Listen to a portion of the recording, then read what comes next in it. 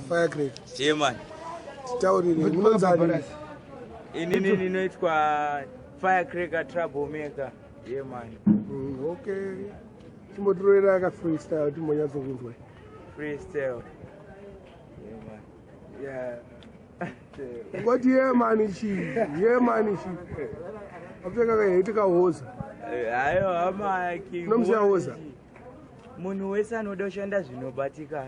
Asi zvinonoka usazodimbudzira pfuma uchipfuma nenyoka iwe usina moto chingofamba netsoka munhu wese anoda kushanda zvinobatika asi zvinonoka usazodimbudzira pfuma uchipfuma nenyoka iwe usina moto chingofamba netsoka anozviti ari brave anogara nemagoblin chaasingaziye kuti time is going changana namata when I wake up in the morning vari pachikona aiyede mataki ngare mandirotesa mwari wangu gare mandirotesa ishe wangu ndigare nangoziya ramangwana rangu rakajeka here hongu ishe variko vanotambura asi kana vakudona ndimuchavatakura zviriko zvakawanda ndigone kuzvitaura nongoti ndaishe nechipo chekushaura yeah man big up my Minox the ghetto crown king yeah man selected to the fullest yourself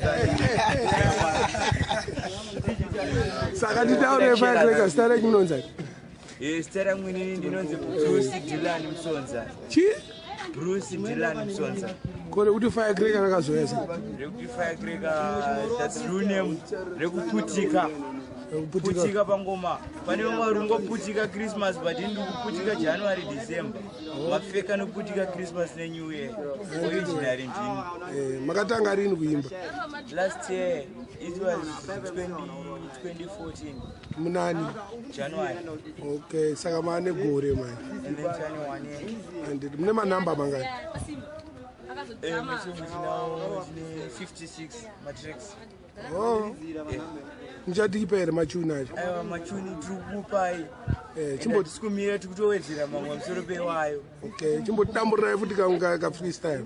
Another one. Another one, yeah. Ranasira pero sara ramangwana. Usazvinetsa sina zvakakwana pfugama una mato chazviwana anovhura nzira ishe ukupa mukana ranasira pera sara ramangwana usazvinetsa sina zvakakwana pfugama una mato chazviwana anovhura nzira ishe ukupa mukana zveupenyu izvo zvotoda kushinga zviri nanorarama chinzi uri dinga zvinhu wopo zvaunenge wakaviga zvemakore ano usatra seprofita namatiro ndokune chimbodzi namatira undiona zvinhu zvako zvichakuitira pano panyika zvimwe usangomhanyira inokwana nguva iwe imbomira yeah man Firecracker mune fire munogara kuFirecracker second avenue Mbare National Baronise pa number 3 Empress City Linkop Empress City and Linkop asi mune combination Vanessa Empress here